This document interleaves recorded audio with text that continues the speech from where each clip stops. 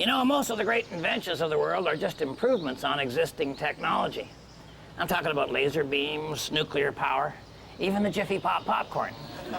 In the old days, people used to paint their houses with a paintbrush, but then some guy invented the paint roller. Now today, I'm going to put on a coat of clear driveway sealer, and yes, I'm going to use the paint roller technology, but I'm taking her to a whole new level.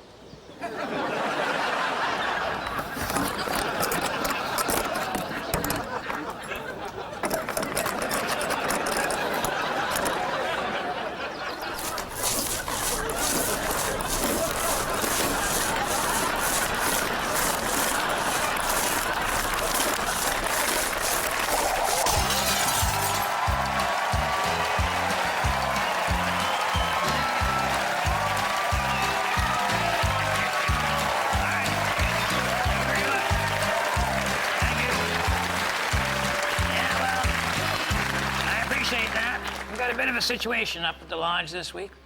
Some giant bird has chosen the chimney at Possum Lodge here as its nesting place. You should see this thing. It's got the skinny legs and the wingspan. It's like kind of does a thing where it just... Oh, it's okay, Red. I'll come back when your deodorant dries. I was just telling everybody about the big bird we got here. Oh, geez. Yeah, that's causing quite the stir, isn't it? Yeah. You know what? I smell a business opportunity here. Well, sure. You know, a giant bird flying through the sky. Great time to open a car wash. Red, it's a whooping crane. They're practically extinct. Yeah, I know how they feel. Have you seen the size of the egg in the bird's nest? Yeah. Oh, whooping cranes have huge eggs. Well, that's what makes them whoop.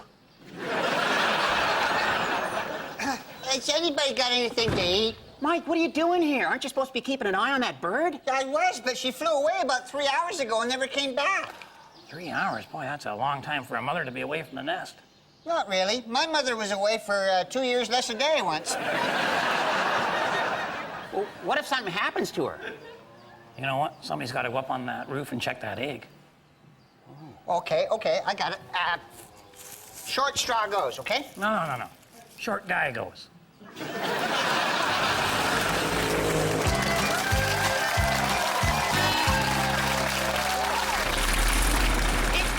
Possum Lodge word game!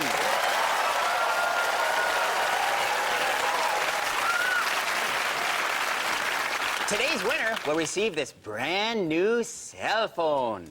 I already got a phone in myself. Okay, cover your ears, Mike. Red, you have 30 seconds to get Mike to say this word. Pass. Pass. Yeah, all right. And go. All right, Mike, when you're in school and you wrote an exam, you either fail or you... Cheated. Okay, the space between two mountains, that's called... Cleavage? Okay, when the guy in front of you is driving too slow, what do? Oh, shoot his tires.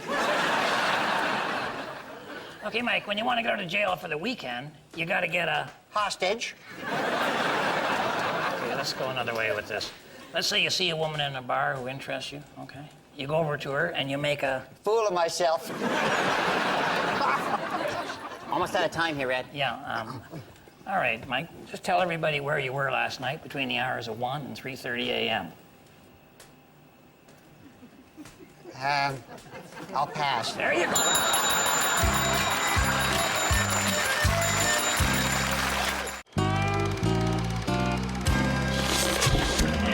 When the air in your yard has a slight tinge of blue, when you find little treats on the sole of your shoe, we'll come when you call, because we love what we do. At Rothschild's, we're pumped, and you should be too. You know, a lot of the viewers ask me where I get all my ideas from. I want to give them an answer because sometimes they mean it in a nice way. Now, I'm not one of those guys who just walks around in a vacuum and comes up with things out of thin air. I know that worked for Einstein and Galileo, but I guess that's just the difference between me and them. No, I always start with something and then kind of take it from there. For example, right here, I have a 500-foot roll of butcher paper. You know that stuff they wrap meat in to hide the evidence after you've killed, skinned, and gutted a harmless domestic animal? I'm just kidding you, yeah. Okay, first thing I do is take a look at the properties of what I'm working with. This stuff has one side that's shiny and kind of sticky, and the other side is smooth and very slippery. Now I just take a minute and see what my mind can come up with.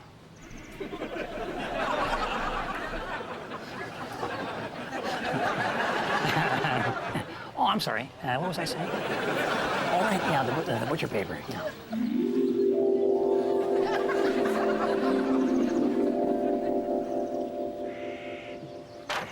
I could use it as a memo pad, or you could jot down phone numbers or messages, or maybe a grocery list, where you write down whatever you noticed you were running out of, and then have the convenience of being able to rip the note off and take it with you.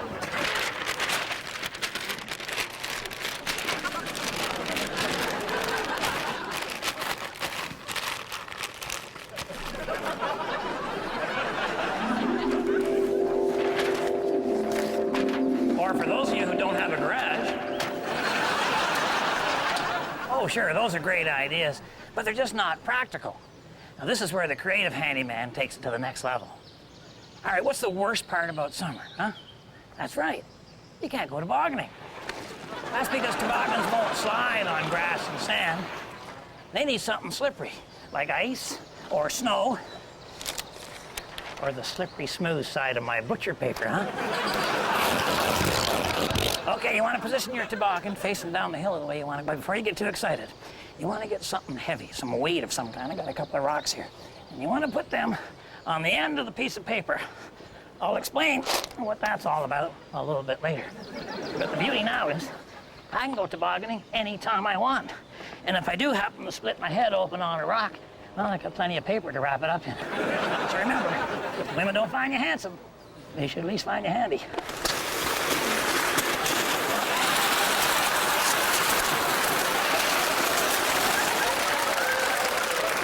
I'll tell you something, though. It doesn't end here, because I still got to get the toboggan back up the hill. See this? This is a cordless drill. This is our friend. Remember those rocks I put on the paper? Not looking so dumb now, am I?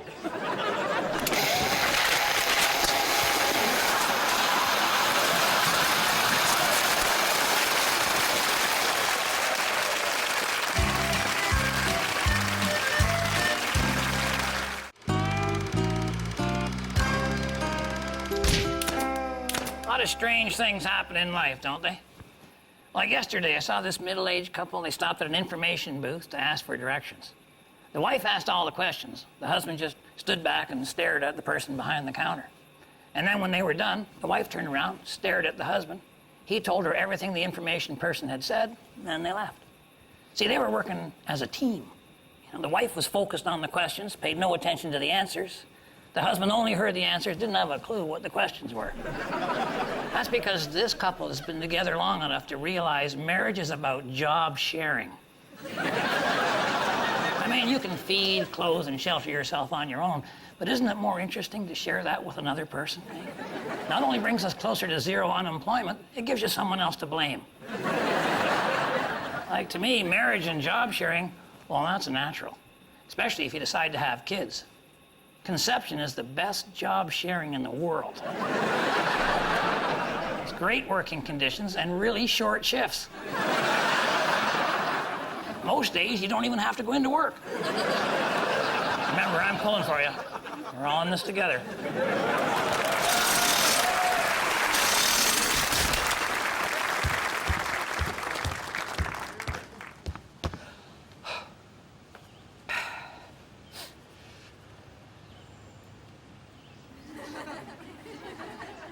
This a bad time, Gord? Have a seat. I'll be with you in a moment.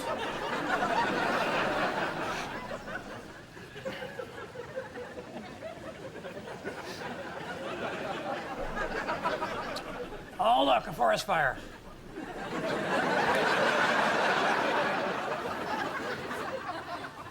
Yeah, they go out on their own.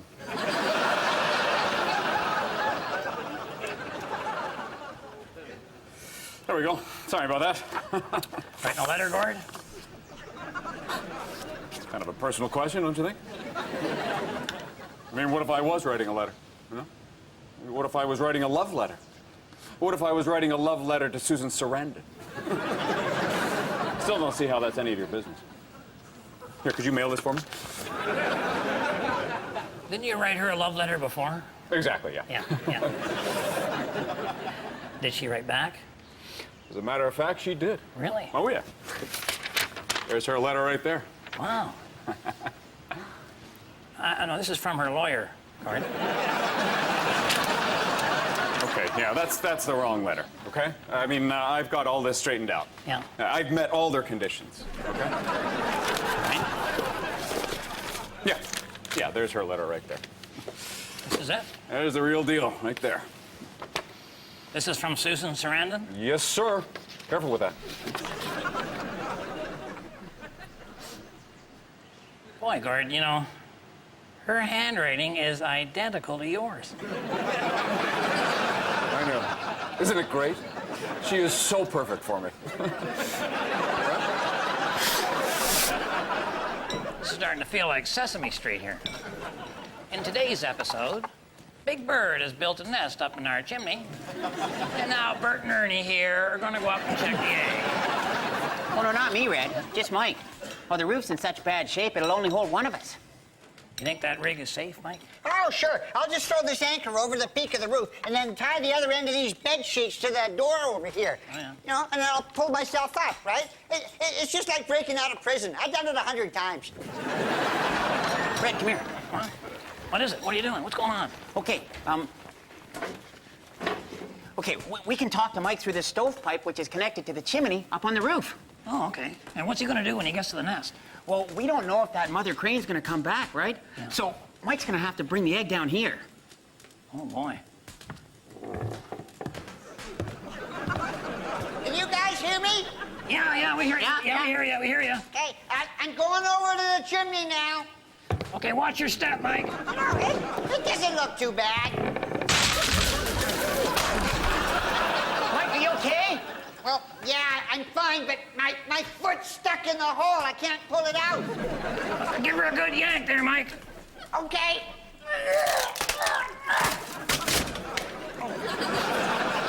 I got it. Okay, I'm at the nest. I can see the egg. It's huge. It's like Moose Thompson's head. Yeah, except the egg has got something in it. Any sign of the mother crane? No. I guess you're gonna have to bring it down, Mike. Okay, I gotta dig it out of the nest here. Give me a second, will ya? Be careful, Mike. We want that egg over easy, not scrambled, eh? Hey, I got it. What the heck is that? Oh no, the mother bird is back. Ow, ow, ow, ow. She's trying to protect the egg, Mike. Put it back in the nest. Ow, ow, ow, ow. She won't let me get near the nest. I gotta toss it back in. No. Ow.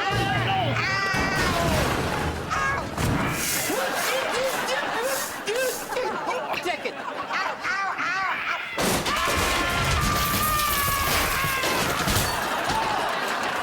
Fred, come on, Mike might be hurt.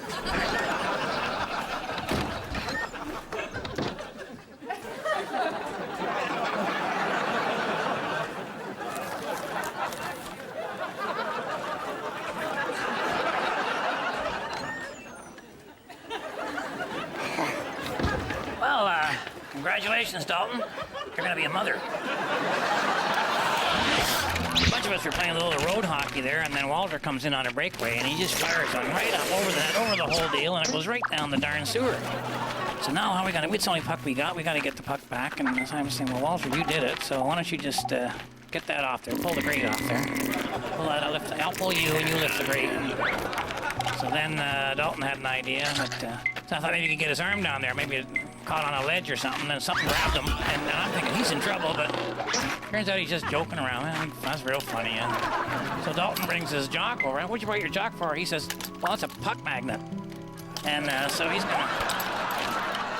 gonna drop that in there, and I got another idea. I figure, well, let's go in somewhere else, and then Walter can crawl back to, the grate where the puck is. And so they drop the fishing rod and they come on over. I figure Walter should do it. He's the one that put it down there in the first place. So we pull that thing up, and Walter, down you go. Where you go? Where you go? Get in there. Where you go? Where you go? Where you go? Down you go. Where you go? So Walter goes down for the puck, and then Dalton's hungry. He wants to go get. So I say to Walter, well, all right, tell you what. You get the puck, we're gonna go get some lunch, okay? We're gonna get some lunch, we'll be back in a few minutes. But he's concerned that a car may come and the wheel may go down the hole and everything. I said, well, don't worry about that. Here's what we'll do. We'll put the lid down. Don't worry, we'll be fine. I put it in there. we go off to get some lunch, and what we didn't realize is that Winston was on his rounds, and he came up and parked right on the actual manhole cover himself. And I don't know whether Winston was stopping for lunch. No, apparently not. He's just coming for a... And he couldn't figure out what this all was about, so he just pulled that out of there, and I think the puck was in there, wasn't it? Anyway, he does what he has to do as part of his... I'm figuring... Now, by this point, Walter's having a tough day. So, we come back, when we realize what's going on, we gotta back the truck off there, so fire it up, back it up, and Winston can't figure out what's going on, but Walter was, I'll tell you, in a big hurry to get out of there. But he's okay, and of course, all I'm concerned about, I want to make sure that he got that. Did you get the puck? Did you get the puck, Walter? That's the main thing. No, he didn't get it. But Winston's got it. He took it out of there we go. So we can go, come on, Dalton, we can get back. And Winston, great guy that he is, offers to give Walter a ride home, which I thought was real nice of him. But, of course, he didn't mean in the cab. You go back with your own kind there, Walter, and we'll see you later.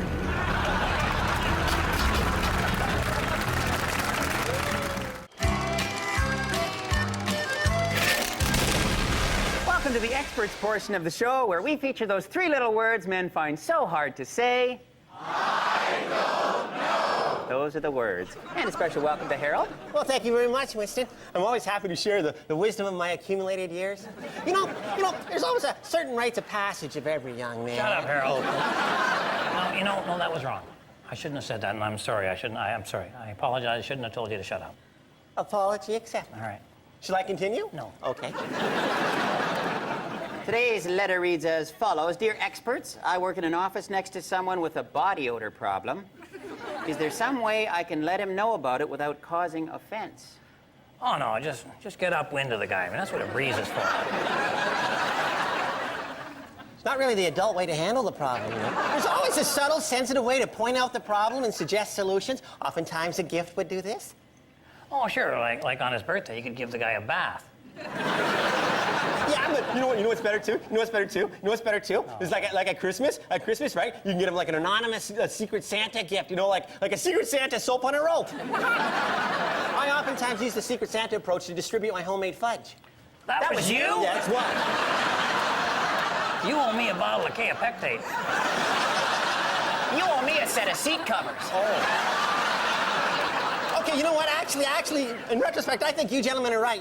What you should do is take the gentleman aside in private, and then point out the problem where, and give him time to find a solution. I think that's something we've all learned here today. Yeah, you know what? I think so, too. Winston, I wonder if I could speak to you in private after the show. Sure. Uncle Red, I'd like to speak to you in private after the show.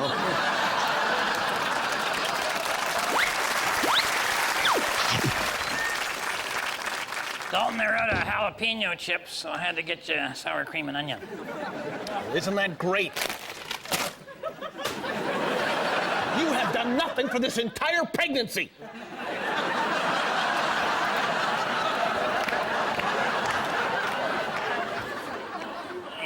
You're acting kind of strange, Dalton.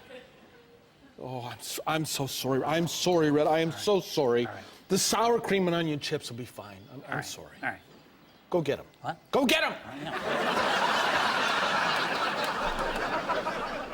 Winston! Winston! Yep. Winston! Yep. Winston! Yep. Winston! What? This ice cream is too cold! I gotta be careful about my body temperature. Look, we're gonna have a birth here soon. I got much better things to be doing than warming up your ice cream. Yeah, and I suppose I've got nothing better to do than sit on this stupid egg! Oh, it's happening! It's really happening! Oh! Somebody boil some water. We're not going to cook the egg, Mike. Stop squeezing my arm so hard, you bonehead! Oh, I'm afraid. No, it's gonna be okay. No, I'm afraid. I'm Just afraid. remember to breathe. Okay. Oh, it's cracking! Get up! Don't give the thing a chance. Okay. All right. Okay.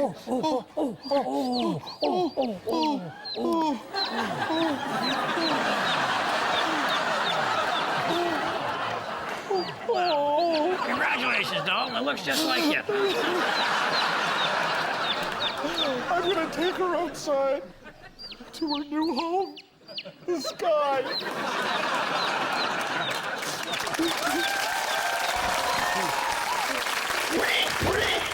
Eating time.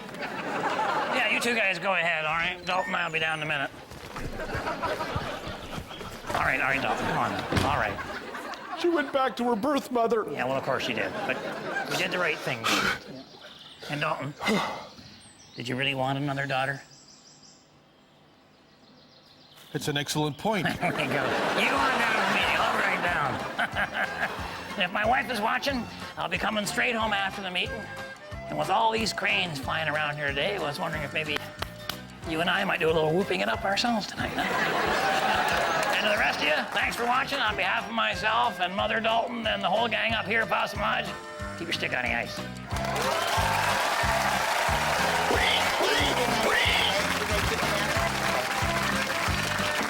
All right.